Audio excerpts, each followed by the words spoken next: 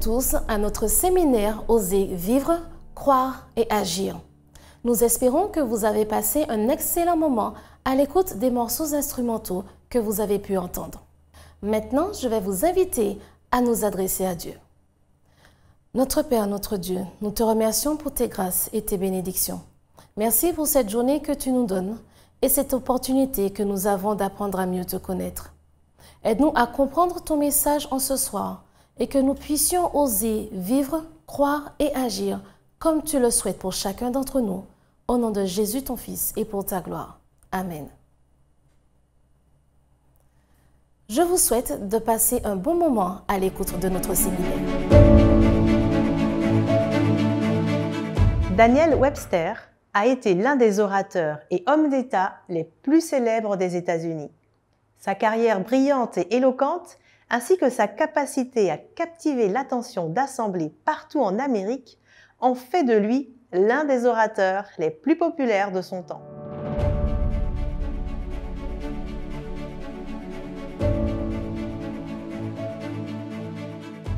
Un jour, on lui demanda quelle était la pensée la plus importante qui ait jamais occupé son esprit. Et il répondit « le sens de ma responsabilité envers Dieu ». Il poursuivit en développant sa pensée. Cette pensée n'est pas agréable pour ceux qui ne s'en soucient pas et n'entretiennent pas de relation avec, je dirais, la source infinie, et qui, par conséquent, ne sont pas prêts à faire face aux problèmes immenses que cela implique. Mais que l'on affronte ou pas ces questions, cette vérité demeure. Nous sommes responsables de ce que nous décidons de faire ou de ne pas faire, de nos dons, talents et compétences. Beaucoup de personnes reçoivent à des moments donnés de leur vie la motivation pour aller de l'avant avec la vision comprise et ou le projet ressenti. Elles partent motivées, engagées, et puis leur motivation diminue au fur et à mesure face à l'étendue du travail à réaliser, aux lourdeurs parfois administratives et financières, ou encore à cause d'une personne, d'un malentendu, et pour d'autres, à cause d'obstacles rencontrés.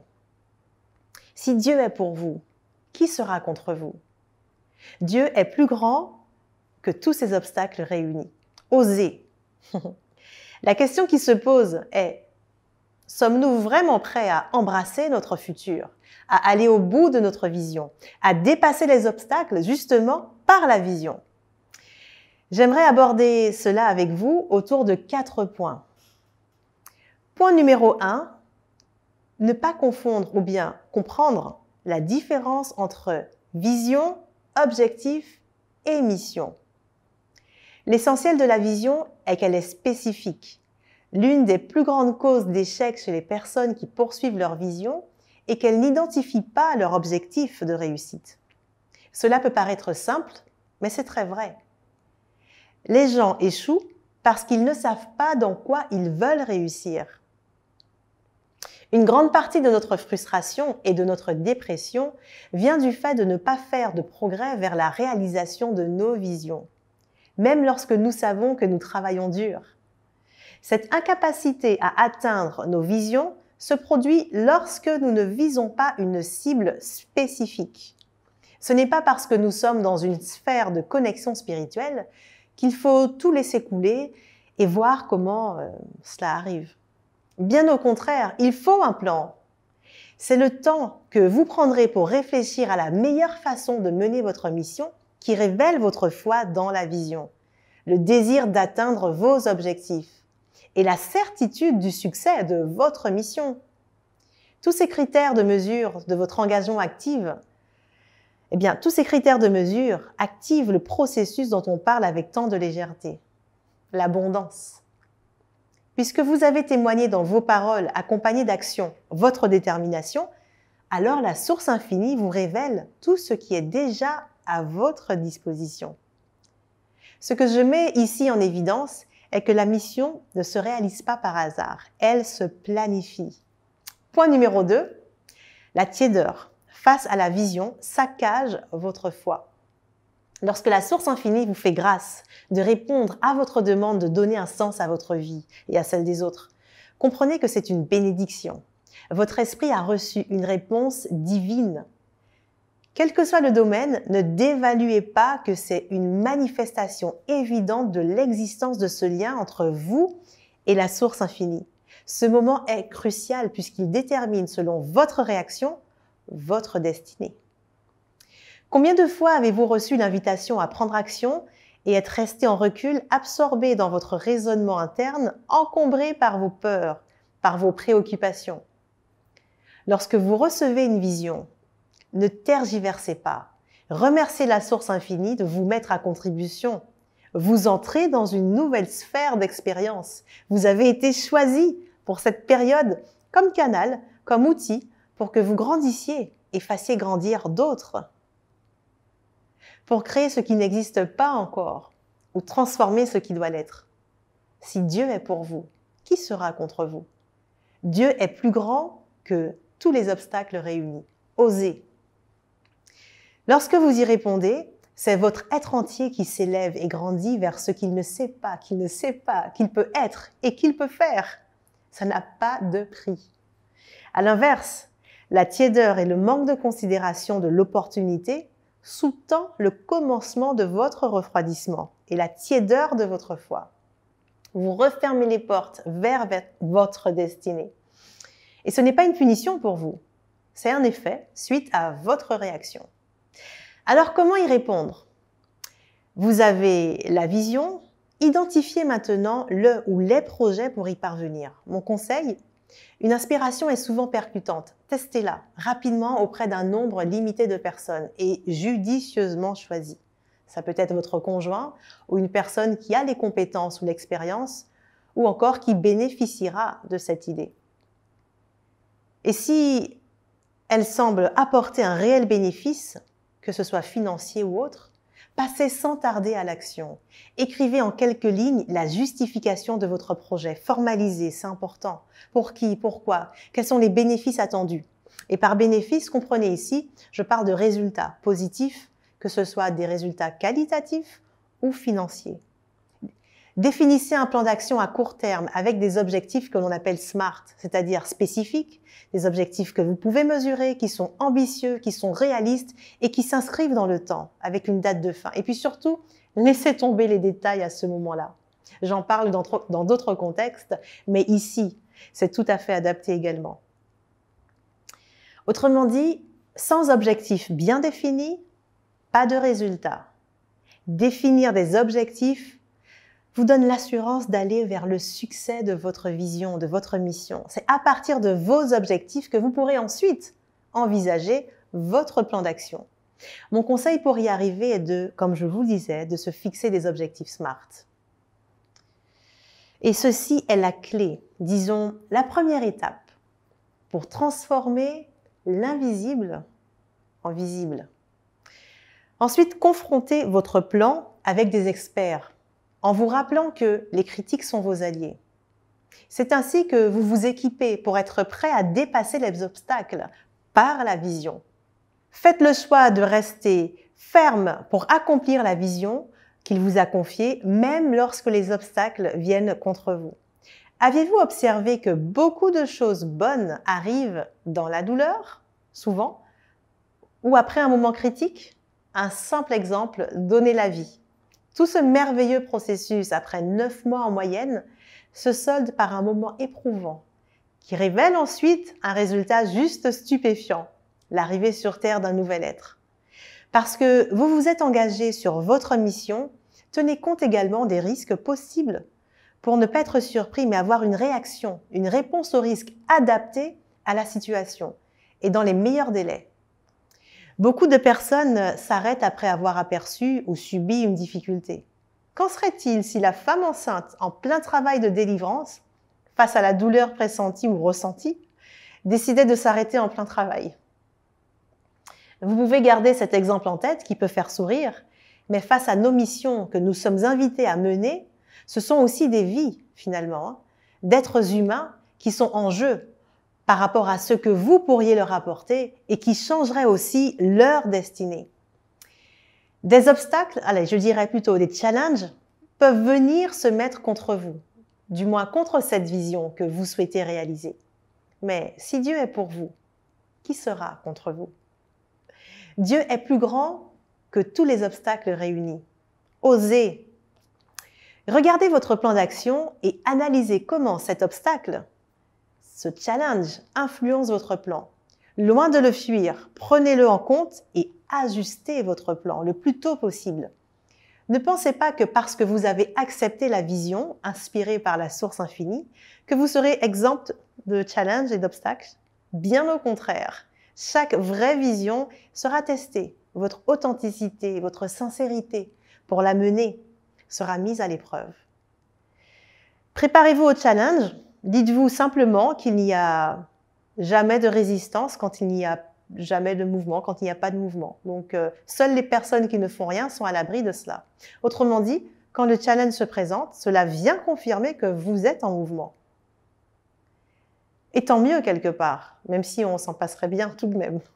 Mais tout est parfait.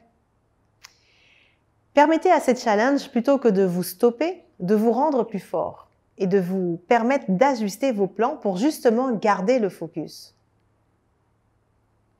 L'obstacle n'est jamais le réel obstacle. Le vrai obstacle, eh bien, à ce moment-là, ce sera votre système de pensée. Point numéro 4, transformez votre peur en audace. N'ayez pas froid aux yeux. On dit souvent que le cerveau ne fait pas la différence entre ce qui est vrai et ce qui ne l'est pas, ce qui n'est pas réel, comme dans les rêves.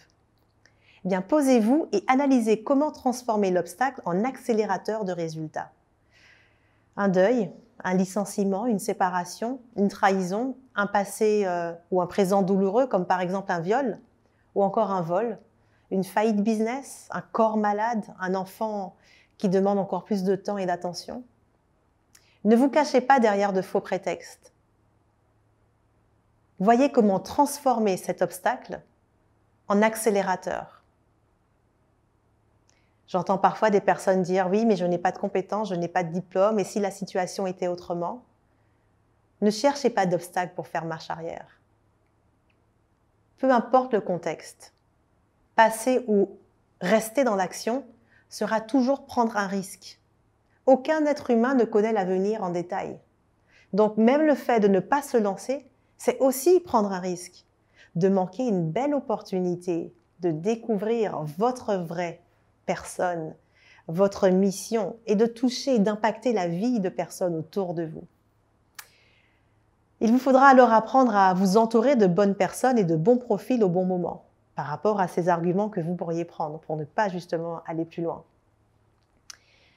Finalement, le plus grand obstacle, ce n'est pas le Covid, ce ne sont pas les restrictions, c'est notre cœur froid, notre cœur engourdi, l'absence de foi. Et ce que nous devons restaurer pour dépasser les obstacles, les challenges, c'est à nouveau notre capacité à voir et à croire que c'est possible, c'est plus que possible, et qu'il nous inspirera dans les temps la solution, les moyens, les mots, les paroles, bref, comment il faut être, ce qu'il faut dire ou faire pour passer à une autre étape, pour passer à l'étape supérieure. Les personnes résistantes ne prennent jamais un non comme une réponse lorsqu'il s'agit de réaliser leur vision. Insistez intelligemment pour avoir ce que vous recherchez. Persistez jusqu'à ce que vous ayez ressenti la joie, la satisfaction de la victoire, de voir votre objectif réalisé. Ce sont ceux qui endurent jusqu'à la fin qui réussissent. La source infinie est présente en vous et avec vous. Donc, qui peut vous arrêter? Qu'est-ce qui peut vous stopper? Enfin, je vous invite à prendre une feuille et à écrire tous les obstacles ou challenges que vous rencontrez en ce moment. Soyons pratiques, soyons concrets. Pour chaque obstacle, chaque challenge, le cœur réchauffé par votre vision, l'importance de votre vie, la foi que vous avez, conscient de l'impact que vous pouvez aussi apporter dans la vie de d'autres êtres humains, eh bien, qu'est-ce que vous pourriez demander maintenant de spécifique à la source infinie? Et que pourriez-vous déjà mettre en place? Et je vous invite à prendre un autre post-it que vous mettrez quelque part de bien visible et à y inscrire les deux mots suivants, croire et agir. Ne craignez rien, laissez-vous inspirer, parce qu'il vous prépare, il vous conduit. Si Dieu est pour vous, qui sera contre vous? Dieu est plus grand que les obstacles. Osez.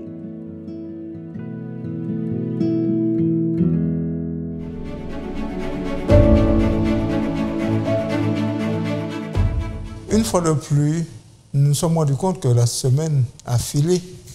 Nous nous sommes rendus compte que les choses, chaque fois que nous nous rencontrons, c'est pour vivre quelque chose d'extraordinaire.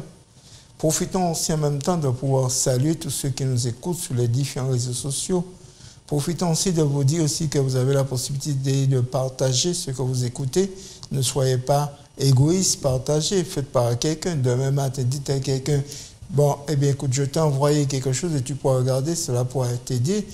Et ce soir, j'espère que vous avez pris du temps, vous avez apprécié le thème qui était dépasser les obstacles par la vision. Nous avons besoin de dépasser les obstacles. Nous avons besoin de dépasser du moins ce qui nous bloque. Parce que souvent, nous sommes souvent bloqués, nous n'arrivons pas à avancer. Il est dit, tout échec peut être un obstacle pour nous, mais avec la vision de la foi, tout est surmontable. Oui, tout échec peut être un obstacle pour nous, mais avec la vision de la foi, tout est surmontable. La foi, comme nous l'avons dit depuis le début, c'est quelque chose qui est extraordinaire. C'est quelque chose que nous pourrons apprécier, que nous pourrons vivre, que nous pourrons... cela nous rend beaucoup plus forts dans la bataille de la vie, dans l'esprit, pour que nous ayons de l'espérance. On nous raconte l'histoire d'un homme nommé Moïse dans la Bible. On nous dit que cet homme était constamment porté vers l'avant par la vision. Cela ne dit pas qu'il n'a pas échoué à certains endroits. Mais l'échec n'a jamais eu raison de lui. Oui, l'échec n'a jamais eu raison de lui. Ça ne veut pas dire qu'aujourd'hui, que lorsque vous échouez, que vous devez vous regarder comme un perdant. Pas du tout. Chaque fois que vous allez échouer et que vous allez apprendre, vous allez analyser l'échec et vous allez retirer des leçons de l'échec, vous aurez progressé. Vous aurez progressé parce que l'échec, ce n'est pas pour nous tuer. Mais si on sait l'analyser, comme je vous l'ai dit il y a un moment, si on sait l'analyser, on sait apprendre des leçons, ça devient un stimulus, un moyen pour nous d'avancer. Souvent, quand on nous demande de pouvoir nous séparer de quelque chose, parce qu'on a besoin d'avancer, on a besoin de réussir, on a besoin de pouvoir faire des choses extraordinaires, eh bien oui, il est dit, et quiconque, dans le livre de Matthieu, chapitre 19, verset 29, il dit, et quiconque aura quitté à cause de mon nom, ses frères, ou ses sœurs, ou son père, ou sa mère, ou sa femme, ou ses enfants, ou ses terres, ou ses maisons, recevra le centuple et héritera la vie éternelle. Chaque fois que vous devez faire face à un obstacle, rappelez-vous de la promesse. Rappelez-vous de ça, rappelez-vous de ce que Dieu nous a promis. Dieu nous a dit que lorsque nous aurons tout abandonné, et parfois c'est souvent ce que nous ne nous abandonnons pas qui nous fait échouer. Parfois on a besoin d'abandonner, on a besoin de se séparer de quelque chose, on a besoin de pouvoir prendre des décisions, on a besoin de pouvoir avancer. Mais souvent cela fait que cela nous bloque. Eh bien oui, le Seigneur dit que lorsque nous aurons tout abandonné, lorsque nous aurons tout, eh bien, nous aurons quelque chose d'extraordinaire. Nous serons bénis au centuple. Mais nous allons aussi hériter la vie éternelle. Mais vous savez souvent, à vous qui m'écoutez ce soir, à vous qui nous suivez sur tous les réseaux, il y a une chose que vous devez savoir. C'est que lorsque Dieu nous demande de faire quelque chose, il ne nous abandonne jamais. Dans le livre de Josué, chapitre 1, du moins le verset 9, il a dit, ne t'ai-je pas donné cet ordre, fortifie-toi et prends courage, ne t'effraie point et ne t'épouvante point, car l'Éternel, ton Dieu, est avec toi dans tout ce que tu entreprendras. Vous savez, parfois on a peur d'entreprendre, on a peur de pouvoir faire des choses. Mais je voudrais vous dire une chose, quel que soit ce que vous avez dit, si ce soir vous avez, et ça fait un moment que vous entendez, vous êtes en contact avec la parole de Dieu, vous savez que vous avez déjà découvert des choses, vous avez déjà vu des choses que Dieu vous a déjà parlé. Eh bien, si vous avez peur, laissez-moi vous dire une chose. Le Seigneur est capable de vous aider. Vous voulez entreprendre un cheminement avec Dieu, il est capable de le faire. Parce que c'est lui, il va vous garantir, il vous garantit qu'il n'y a pas de problème, que vous pourrez avancer. savez, il y a des personnes, beaucoup de personnes du moins ont peur d'échouer. Mais ils n'ont pas peur d'échouer seulement. Il y a des personnes qui vous disent, je comprends, je sais ce que Dieu, je connais la parole de Dieu, je sais tout. Mais il y a une chose que je ne veux pas faire, c'est que je ne veux pas m'engager avec Dieu et puis ne pas pouvoir aller jusqu'au bout. Sachez ce soir que Dieu vous dit qu'il sait tout. Dieu sait tout. Dieu connaît tout. Hein? Dieu vous demande simplement de ne pas vous focaliser sur vos échecs, sur les fautes, sur tout ce que vous pouvez faire. Non. Il vous demande simplement de venir à ses pieds et de pouvoir remettre simplement vos soucis, remettre vos soucis, de vous décharger de lui. C'est ce qu'il vous demande de faire ce soir. Vous avez simplement besoin de vous tourner vers Dieu. Et tout au long de nos réflexions, nous prenons toujours le temps de pouvoir vous présenter quelque chose, toujours le temps de pouvoir vous présenter une image. Et ce soir, nous avons une image qui est formidable parce que nous parlons de la foi. Nous parlons de la foi et nous voulons ce soir vous présenter une autre image qui vous permettra de, quand vous allez voir ce ballon, quand vous allez voir vos enfants jouer, si vous avez des petits-enfants, quand vous allez les voir jouer avec un ballon, vous allez réfléchir, vous allez penser, vous n'allez pas oublier ce que vous avez entendu. Parce que la foi est quelque chose d'extraordinaire. Permettez-moi de vous dire que pour qu'un ballon puisse rebondir, regardez ce que je vais vous montrer. Ici, vous avez le ballon, eh bien, ça ne rebondit pas. Vous avez un ballon qui ne rebondit pas. Je suis obligé même d'aller le chercher. Mais qu'est-ce que le ballon a besoin?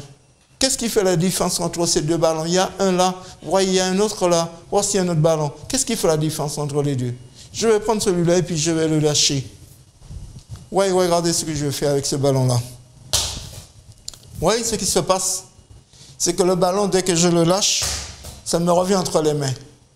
Ça, il y a un bon rebond. Eh bien, sachez une chose ce soir, que ce qui fait la différence entre les deux ballons, c'est que dans chaque ballon, vous avez de l'air. Il y a celui-là, vous avez de l'air, et l'autre ballon, vous avez aussi de l'air dedans aussi. Mais il y a une différence. C'est que celui-là est rempli d'air. Celui-là a peu d'air. Mais celui-là est bien rempli. Et c'est ce qui permet de pouvoir rebondir. Sachez ce soir que la foi vous permet de pouvoir rebondir. La foi, vous avez besoin de cela dans votre vie. Vous avez besoin de rebondir. Quand vous êtes dans une situation d'échec, vous avez besoin de rebondir. Vous avez besoin de rebondir. Vous avez besoin de pouvoir, la foi, ça, c'est dans votre vie. Ça vous permet de rebondir. Ça vous permet de pouvoir, malgré les difficultés, de savoir qu'il y a un Dieu qui existe. Moi, ce soir, je vous invite à ne jamais oublier que quelles que soient vos difficultés, vous avez à demander à Dieu la foi tous les jours. Et quand les difficultés vont venir, quand les problèmes vont venir, quand les soucis vont venir, vous serez capable de pouvoir rebondir. Alors que les autres vont vous demander, mais qu'est-ce qui fait que tu arrives à avancer? Mais pourquoi, quand il y a des problèmes? Eh bien, vous leur direz simplement, c'est parce que je demande à Dieu de renouveler la foi en moi.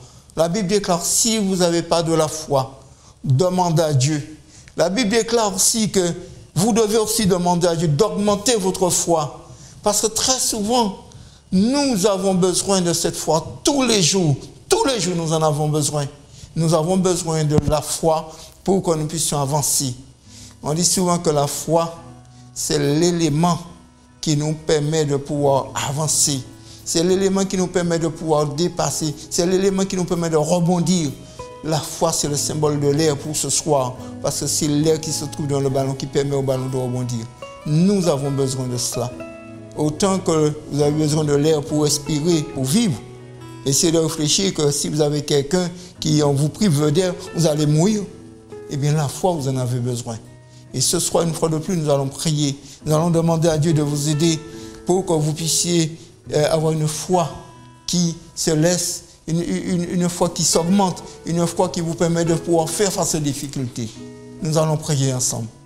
Notre Père qui est aux cieux, nous te louons, nous te bénissons, Seigneur, pour tous tes bienfaits envers nous. Merci de ce que tu nous rappelles encore ce soir, que la foi, c'est l'antidote qui nous permet de faire face aux échecs. Cette foi qui nous permet de rebondir, cette foi qui nous permet de pouvoir dépasser les situations. Merci Seigneur. Et s'il te plaît, notre Dieu, accorde à chacun d'entre nous, accorde à chacun de ceux qui sont connectés en ce moment sur ce support, accorde-leur la foi. Seigneur, garde-nous, bénis-nous. Permets que nous puissions chaque jour apprendre à compter sur toi, apprendre à te faire confiance, Seigneur. Merci, Papa, pour tout. Et merci de nous aider chaque jour à regarder avec des yeux de la foi. Nous t'en prions ce soir, une fois de plus, au nom de Jésus-Christ. Amen. Une fois de plus, nous voulons vous remercier de nous avoir assistés. Nous voulons vous remercier de pouvoir partager, parce que je sais qu'il y a beaucoup d'entre vous qui ont partagé. Je sais qu'il y a beaucoup d'entre vous qui ont donné toute l'information autour de vous. Nous vous encourageons à le faire et nous vous encourageons surtout à pouvoir nous rejoindre demain soir, parce que nous aurons encore un autre moment très motivant, un moment qui vous permettra de pouvoir comprendre qu'est-ce que Dieu a souhaité, comment Dieu a souhaité que malgré les difficultés, malgré les échecs de la vie, que Dieu ne vous abandonne pas. Donc, partagez, encouragez une personne. Vous avez au bas de votre écran un numéro de téléphone, vous avez une adresse email. Si vous avez besoin de partager quelque chose, si vous avez besoin d'une question, si vous avez besoin d'une aide, quelle que soit, n'hésitez pas, parce que nous sommes là. Et nous voulons vous accompagner, nous voulons permettre que vous puissiez être heureux, que vous puissiez vous épanouir, que les difficultés ne soient pas des obstacles, mais que vous puissiez dépasser les situations et aller de l'avant. Que Dieu vous bénisse et à demain soir, à la même heure.